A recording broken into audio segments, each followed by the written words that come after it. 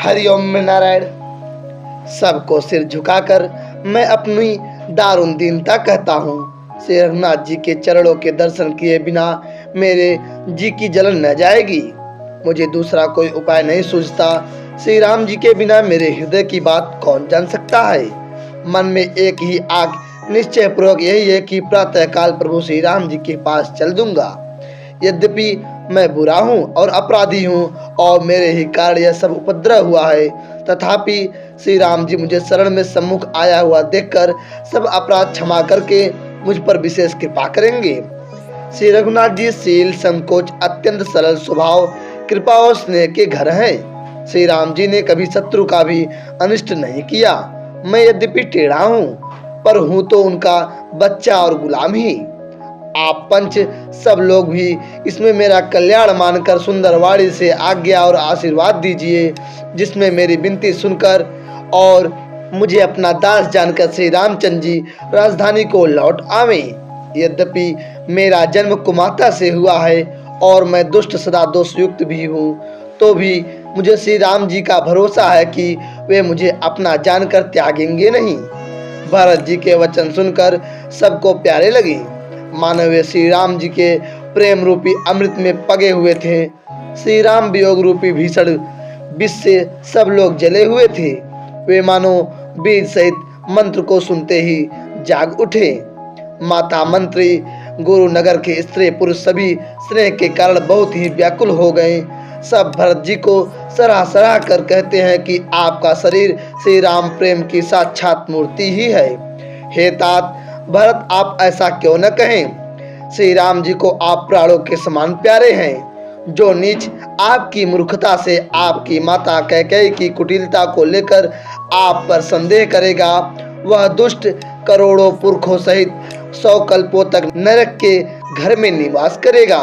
सांप के पाप और अवगुणों को मणि नहीं ग्रहण करती, बल्कि वह विष को हर लेती है और दुख तथा दरिद्रता को भस्म कर देती है।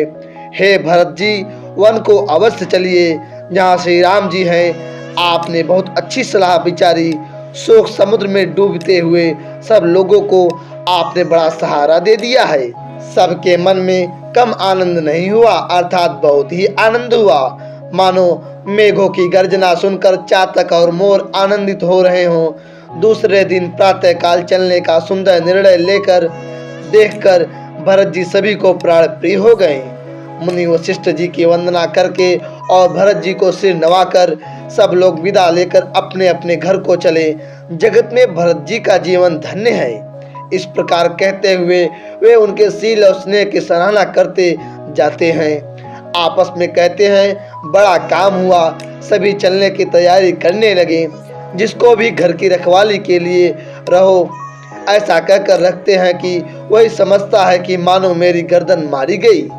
कोई कोई कहते हैं कि रहने के लिए किसी को भी मत कहो। जगत में जीवन का लाभ कौन नहीं चाहता।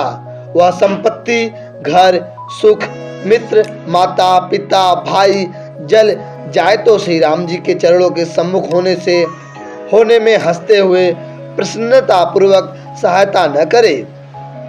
घर घर लोग अनेकों प्रकार की सवारियां सजा रहे हैं। हृदय में बड़ा हर्ष है कि सवेरे चलना है। भरत जी ने घर जाकर विचार किया कि नगर, घोड़े, हाथी, महल, खजाना आदि सारी संपत्ति श्री रघुनाथ जी की है। यदि उसकी रक्षा की व्यवस्था किए बिना उसे ऐसे ही छोड़कर चल दूं तो परिणाम में मेरी भलाई नहीं है, क्योंकि स्वामी का द्रोह सब पापों में शिरोमणि है, श्रेष्ठ है। सेवक वही है जो स्वामी का हित करे, चाहे कोई करोड़ों दोष क्यों न दे। भरत जी ने ऐसा विचार कर ऐसा विश्वास पात्र सेवकों को बुलाया जो कभी स्वप्न में भी अपने धर्म से नहीं डिगे थे। भरत जी ने उनको सब भेद समझाकर फिर उत्तम धर्म बतलाया और जो जिस योग्य था उसे उसी काम पर नियुक्त कर दिया। सब व्यवस्था करके रक्षकों को रखकर भरत जी राम माता कौशल्या जी के पास गए। स्नेह के सुजान प्रेम के तत्व को जानने वाले भरत जी ने सब माताओं को आर्त दुखी जानकर उनके लिए पालकियां तैयार करने तथा सुखासन या सुखपाल सजाने के लिए कहा। नगर के नर नारी चकवे चकवी की भांति हृदय में अत्यंत आर्त होकर प्रातः काल होना चाहते हैं। सारी रात जागते जागते सवेरा हो गया। तब भरत जी ने चतुर मंत्रियों को बुलवाया और कहा कि तिलक का सब सामान ले चलो, वन में ही मुनि वशिष्ठ जी श्री रामचंद्र जी को राज्य दे देंगे, जल्दी चलो। यह सुनकर मंत्रियों ने वंदना की और तुरंत घोड़े, रथ और हाथी सजवा दिए। सबसे पहले मुनिराज वशिष्ठ जी अरुंधति और अग्निहोत्र की सब सामग्री सहित रथ पर सवार होकर चले। फिर ब्राह्मणों के समूह जो सब के सब तपस्या और तेज के भंडार थे, अनेकों सवारियों पर चढ़कर चले। नगर के सब लोग रथों को सजा सजा कर चित्रकूट को चल पड़े, जिनका वर्णन नहीं हो सकता। ऐसी सुंदर पालकियों पर चढ़ चढ़कर सब रानियां चली। विश्वास पात्र सेवकों को नगर सौंप कर और सबको आदरपूर्वक रवाना करके तब से सीताराम जी के चरणों को स्मरण करके भरत शत्रुघ्न दोनों भाई चले। श्री रामचंद्र जी के दर्शन के वश में हुए दर्शन की अनन्य लालसा से सब नर नारी ऐसे चले मानो प्यासे हाथी हाथनी जल को तककर बड़ी तेजी से बावले से हुए जा रहे हों। श्री सीताराम जी सब सुखों को छोड़कर वन में हैं। मन में ऐसा विचार करके छोटे भाई शत्रुघ्न जी सहित भरत जी पैदल ही चले जा रहे हैं। उनका स्नेह देखकर लोग प्रेम में मग्न हो गए और सब घोड़े, हाथी, रथ को छोड़कर उनसे उतरकर पैदल चलने लगे। तब श्री रामचंद्र जी की माता कौशल्या जी भरत जी के पास जाकर और अपनी पालकी उनके समीप खड़ी करके कोमलवाड़ी से बोली, हे बेटा, माता बलैया लेती है, तुम रथ पर चढ़ जाओ, नहीं तो सारा प्यारा परिवार दुखी हो जाएगा। तुम्हारे पैदल चलने से सभी लोग पैदल चलेंगे। शोक के मारे सब दुबले हो रहे हैं, पैदल रास्ते के पैदल चलने के योग्य नहीं हैं। माता की आज्ञा को सिर चढ़ाकर और उनके चरणों में सिर नवाकर दोनों भाई रथ पर चढ़कर चलने लगे। पहले दिन तमसा पर वास मुकाम करके दूसरा मुकाम गोमती के तीर पर किया। कोई दूध ही पीते, कोई फलाहार करते और कुछ लोग रात को एक ही बार भोजन करते हैं। भूषण और भोग विलास को छोड़कर सब लोग श्री रामचंद्र जी के लिए नियम और व्रत करते हैं। रात भर सई नदी के तीर पर निवास करके सवेरे वहां से चल दिए और सब श्रृंगवेरपुर के समीप जा पहुँचे। निषाद राज ने जब समाचार सुने तो वह दुखी होकर हृदय में विचार करने लगा, क्या कारण है जो भरत वन को जा रहे हैं। मन में कुछ कपट भाव अवश्य है। यदि मन में कुटिलता न होती तो साथ में सेना क्यों ले चले हैं। समझते हैं कि छोटे भाई लक्ष्मण सहित श्री राम को मारकर सुख से निष्कंटक राज्य करूंगा। भरत ने हृदय में राजनीति को स्थान नहीं दिया, राजनीति का विचार नहीं किया। तब पहले तो कलंक ही लगा था, अब तो जीवन से ही हाथ धोना पड़ेगा। संपूर्ण देवता और दैत्य वीर जुट जाएं तो भी श्री राम जी को रण में जीतने वाला कोई नहीं है। भरत जो ऐसा कर रहे हैं इसमें आश्चर्य ही क्या है। विष की बेले में अमृत फल कभी नहीं फलती। ऐसा विचार कर गुह निषाद राज ने अपनी जाति वालों से कहा कि सब लोग सावधान हो जाओ, नाव को हाथ में कब्जे में कर लो और फिर उन्हें डुबा दो तथा सब घाटों को रोक दो। सुसज्जित होकर घाटों को रोक लो और सब लोग मरने के साथ सजा लो, अर्थात भरत से युद्ध में लड़कर मरने के लिए तैयार हो जाओ।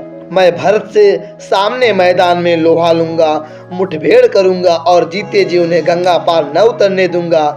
युद्ध में मरण, फिर गंगा जी का तट, श्री राम जी का काम और क्षरभंगुर शरीर जो चाहे जब नाश हो जाए। भरत श्री राम जी के भाई और राजा, उनके हाथ से मरना और मैं नीच सेवक, बड़े भाग्य से ऐसी मृत्यु मिलती है। मैं स्वामी के काम के लिए रण में लड़ूंगा, लड़ाई करूंगा और 14 लोगों को अपने यश से उज्जवल कर दूंगा। श्री रघुनाथ जी के निमित्त प्राण त्याग दूंगा। मेरे तो दोनों ही हाथों में आनंद के लड्डू हैं, अर्थात जीत गया तो राम सेवक का यश प्राप्त करूंगा और मारा गया तो श्री राम जी की नित्य सेवा प्राप्त करूंगा। साधुओं के समाज में जिसकी गिनती नहीं और श्री राम जी के भक्तों में जिसका स्थान नहीं, वह जगत में पृथ्वी का भार होकर व्यर्थ ही जीता है। वह माता के यौवन रूपी वृक्ष के काटने के लिए कुल्हाड़ा मात्र है। इस प्रकार से राम जी के लिए प्राण समर्पण का निश्चय करके निषाद राज विषाद से रहित हो गया और सबका उत्साह बढ़ाकर तथा श्री राम जी का स्मरण करके उसने तुरंत ही तरकस, धनुष और कवच मांगा। उसने कहा, हे भाइयों, जल्दी करो और सब सामान सजाओ। मेरी आज्ञा सुनकर कोई मन में कायरता न लावे। सब हर्ष के साथ बोल उठे, हे नाथ, बहुत अच्छा, और आपस में एक दूसरे का जोश बढ़ाने लगे। निषाद राज को जोहार कर करके सब निषाद चले। सभी बड़े शूरवीर हैं और संग्राम में लड़ना उन्हें बहुत अच्छा लगता है। श्री रामचंद्र जी के चरण कमलों की जूतियों का स्मरण करके उन्होंने भातियां छोटे छोटे तरकस बांधकर धनुयों छोटे छोटे धनुषों पर प्रत्यंचा चढ़ाई। कवच पहनकर सिर पर लोहे का टोप रखते हैं और फर से भाल तथा बर्छों को सीधा कर रहे हैं, सुधार कर रहे हैं। कोई तलवार के वार को रोकने में अत्यंत ही कुशल है। वे ऐसे उमंग में भरे हैं मानो धरती छोड़कर आकाश में कूद उछल रहे हों। अपना अपना साज सामाज, लड़ाई का सामान और दल बनाकर उन्होंने जाकर निषाद राज गुह को जोहार की। निषाद राज ने सुंदर योद्धाओं को देखकर सबको सुयोग्य जाना और नाम ले लेकर सबका सम्मान किया। उसने कहा, हे भाइयों, धोखा न लाना, अर्थात मरने से न घबराना। आज मेरा बड़ा भारी काम है। यह सुनकर सब योद्धा बड़े जोश के साथ बोल उठे, हे वीर, अधीर मत हो। हे नाथ, श्री रामचंद्र जी के प्रताप से और आपके बल से हम लोग भरत की सेना को बिना वीर और बिना घोड़े की कर देंगे। एक एक वीर और एक एक घोड़े को मार डालेंगे। जीते जी पीछे पांव न रखेंगे। पृथ्वी को रुंड मुंडमय कर देंगे। सिरों और धड़ों से छा देंगे। निषाद राज ने वीरों का बढ़िया दल देखकर कहा, जुझाओ, लड़ाई का ढोल बजाओ। इतना कहते ही बाई और छींक हुई। शकुन विचारने वालों ने कहा कि खेत सुंदर है, जीत होगी। एक बूढ़े ने शकुन विचार कर कहा, भरत से मिल लीजिए, उनसे लड़ाई नहीं होगी। भरत श्री राम जी को मनाने जा रहे हैं। शकुन ऐसा कह रहा है कि विरोध नहीं है। यह सुनकर निषाद राज को ने कहा, बूढ़ा ठीक कह रहा है। जल्दी में बिना विचारे कोई काम करके मूर्ख लोग पछताते हैं। भरत जी का शील स्वभाव बिना समझे और बिना जाने युद्ध करने हित की बहुत बड़ी हानि है। अतएव वीरों, तुम लोग इकट्ठे होकर सब घाटों को रोक लो। मैं जाकर भरत जी से मिलकर उनका भेद लेता हूँ। उनका भाव मित्र का है या शत्रु का या उदासीन का, या जानकर तब आकर वैसा उसी के अनुसार प्रबंध करूँगा। उनके सुंदर स्वभाव से मैं उनके स्नेह को पहचान लूँगा और बैर और प्रेम छिपाने से नहीं छिपते। ऐसा कहकर वह भेंट का सामान सजाने लगा। उसने कंद, मूल, फल, पक्षी और हिरन मंगवाए। कहार लोग पुरानी और मोटी पहिना नामक मछलियों के भार भर भर कर लाए। भेंट का सामान सजाकर मिलने के लिए चले तो मंगलदायक शुभ शकुन मिले। निषाद राज ने मुनिराज वशिष्ठ जी को देखकर अपना नाम बतलाकर दूर ही से दंडवत प्रणाम किया। मुनीश्वर वशिष्ठ जी ने उसको राम का प्यारा जानकर आशीर्वाद दिया और भरत जी को समझाकर कहा कि यह श्री राम जी का मित्र है, यह श्री राम का मित्र है। इतना सुनते ही भरत जी ने रथ त्याग दिया। वे रथ से उतरकर प्रेम में उमंगते हुए चले। निषाद राज गुह ने अपना गांव, जाति और नाम सुनाकर पृथ्वी पर माथा टेककर जोहार की। दंडवत करते देखकर भरत जी ने उठाकर उसको छाती से लगा लिया। हृदय में प्रेम समाता नहीं है, मानो स्वयं लक्ष्मण जी से भेंट हो गई हो। भरत जी गुह को अत्यंत प्रेम से गले लगा रहे हैं। प्रेम की रीति सब लोग सिहा रहे हैं, ईर्ष्या पूर्वक प्रशंसा कर रहे हैं। मंगल की मूल धन्य धन्य की ध्वनि करके देवता उसकी सराहना करते हुए फूल बरसा रहे हैं। वे कहते हैं, जो लोक और वेद में दोनों में सब प्रकार से नीचा माना जाता है, जिसकी छाया के छू जाने से भी स्नान करना होता है, उसी निषाद से अकवा कर भरत हृदय से चिपटा कर श्री रामचंद्र जी के छोटे भाई भरत जी आनंद और प्रेम वश शरीर में पुलकावली से परिपूर्ण हो मिल रहे हैं। जो लोग राम राम कहकर जम्हाई लेते हैं, अर्थात आलस्य से भी जिनके मुंह से राम नाम का उच्चारण हो जाता है, पापों के समूह कोई भी पाप उनके सामने नहीं आते, फिर इस गुह को तो स्वयं श्री रामचंद्र जी ने हृदय से लगा लिया और कुल समेत इसे जगत पावन यानी कि जगत को पवित्र करने वाला बना दिया। कर्मनाशा नदी का जल गंगा जी में पड़ जाता है, मिल जाता है, तब कहिए उसे कौन सिर पर धारण नहीं करता। जगत जानता है कि उल्टा नाम मरा जपते जपते वाल्मीकि जी ब्रह्म के समान हो गए। मूर्ख और पामर, चांडाल, सबर, खस, यौवन, कोल और किरात भी राम नाम कहते ही परम पवित्र और त्रिभुवन में विख्यात हो जाते हैं। इसमें कोई आश्चर्य नहीं है, युग युगांतर से यही रीति चली आ रही है। श्री रघुनाथ जी ने किसको बड़ाई नहीं दी। इस प्रकार देवता राम नाम की महिमा कह रहे हैं और उसे सुन सुनकर अयोध्या के लोग सुख पा रहे हैं। राम सखा निषाद राज से प्रेम के साथ मिलकर भरत जी ने कुशल मंगल और क्षेम पूछी। भरत जी का शील और प्रेम देखकर निषाद उस समय विदेह हो गया। प्रेम मुग्ध होकर देह की सुध भूल गया। उसके मन में संकोच, प्रेम और आनंद इतना बढ़ गया कि वह खड़ा खड़ा टकटकी लगाए भरत जी को देखता रहा। फिर धीरे धरकर भरत के चरणों की वंदना करके प्रेम के साथ हाथ जोड़कर विनती करने लगा, हे प्रभु, कुशल के मूल आपके चरण कमलों के दर्शन कर मैंने तीनों कालों में अपना कुशल जान लिया। अब आपके परम अनुग्रह से करोड़ों कुलों पीढ़ियों सहित मेरा मंगल कल्याण हो गया। मेरी करतूत और कुल को समझकर और प्रभु श्री रामचंद्र जी की महिमा को मन में देख विचार कर, अर्थात कहाँ तो मैं नीच जाति और नीच कर्म करने वाला जीव, कहाँ अनंत कोटि ब्रह्मांडों के स्वामी भगवान श्री रामचंद्र जी, पर उन्होंने मुझ जैसे नीच को अपनी अहित की कृपावश अपना लिया। यह समझकर जो रघुवीर श्री राम जी के चरणों का भजन नहीं करता वह जगत में विधाता के द्वारा ठगा गया है। मैं कपटी, कायर, कुबुद्धि और कुजाती हूँ और लोक वेद दोनों से सब प्रकार से बाहर हूँ, पर जब से श्री रामचंद्र जी ने मुझे अपनाया है तभी से मैं विश्व का भूषण हो गया। निषाद राज की प्रीति को देखकर और सुंदर विनय सुनकर फिर भरत जी के छोटे भाई शत्रुघ्न जी उससे मिलने फिर निषाद राज ने अपना नाम ले लेकर सुंदर, नम्र और मधुर वाणी। निषाद राज की प्रीति को देखकर और सुंदर विनय सुनकर फिर भरत जी के छोटे भाई शत्रुघ्न उससे मिलने फिर निषाद राज ने अपना नाम ले लेकर सुंदर, नम्र और मधुर वाणी से सब रानियों को आदर पूर्वक जोहार की।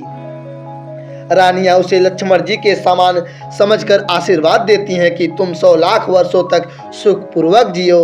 नगर के स्त्री पुरुष निषाद को देखकर ऐसे सुखी हुए मानो लक्ष्मण जी को देख रहे हो।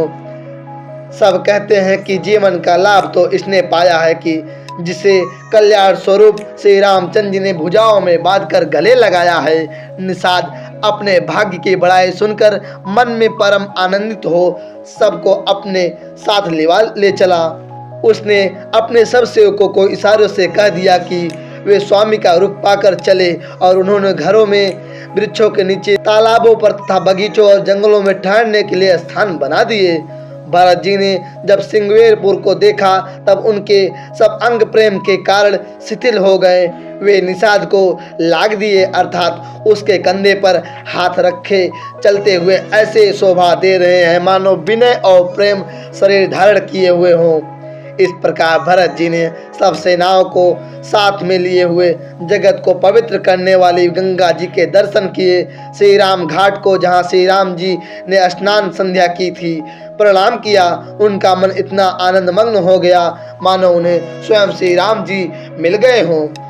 नगर के नर नारी प्रणाम कर रहे हैं और गंगा जी के ब्रह्मरूप जल को देख देख कर आनंदित हो रहे हैं। गंगा जी में स्नान कर हाथ जोड़कर सब यही वर मांगते हैं कि श्री रामचंद्र जी के चरणों में हमारा प्रेम कम ना हो, अर्थात बहुत अधिक हो। भरत जी ने कहा, हे गंगे, आपकी रज सबको सुख देने वाली तथा सेवक के लिए तो कामधेनु ही है। मैं हाथ जोड़कर यही वरदान मांगता हूँ कि श्री सीताराम जी के चरणों में मेरा स्वाभाविक प्रेम हो। इस प्रकार भरत जी स्नान कर और गुरु जी की आज्ञा पाकर तथा यह जानकर कि सब माताएं स्नान कर चुकी हैं, डेरा उठा ले चले। लोगों ने जहां तहां डेरा डाल दिए। भरत जी ने सभी का पता लगाया कि सब लोग आकर आराम से टिक गए हैं या नहीं। फिर देव पूजन करके आज्ञा पाकर दोनों भाई श्री रामचंद्र जी की माता कौशल्या जी के पास गए। चरण दबाकर और कोमल वचन कह कहकर भरत जी ने सब माताओं का सत्कार किया। फिर भाई शत्रुघ्न को माताओं की सेवा सौंपकर अपने आपने निषाद को बुला लिया। सखा निषाद राज के साथ हाथ से हाथ मिलाए हुए भरत जी चले। प्रेम कुछ थोड़ा नहीं है, अर्थात बहुत अधिक प्रेम है, जिससे उनका शरीर शिथिल हो रहा है। भरत जी सखा से पूछते हैं कि मुझे वह स्थान दिखलाओ और नेत्र और मन की जलन कुछ ठंडी करो जहाँ सीता राम जी, श्री राम जी और लक्ष्मण जी रात को सोए थे। ऐसा कहते ही उनके नेत्रों में कोयों में प्रेमाश्रुओं का जल भर आया। भरत जी के वचन सुनकर निषाद को बड़ा विषाद हुआ। वह तुरंत ही उन्हें वहां ले गया जहां पवित्र अशोक के वृक्ष के नीचे श्री राम जी ने विश्राम किया था। भरत जी ने वहां अत्यंत प्रेम से आदर पूर्वक दंडवत प्रणाम किया।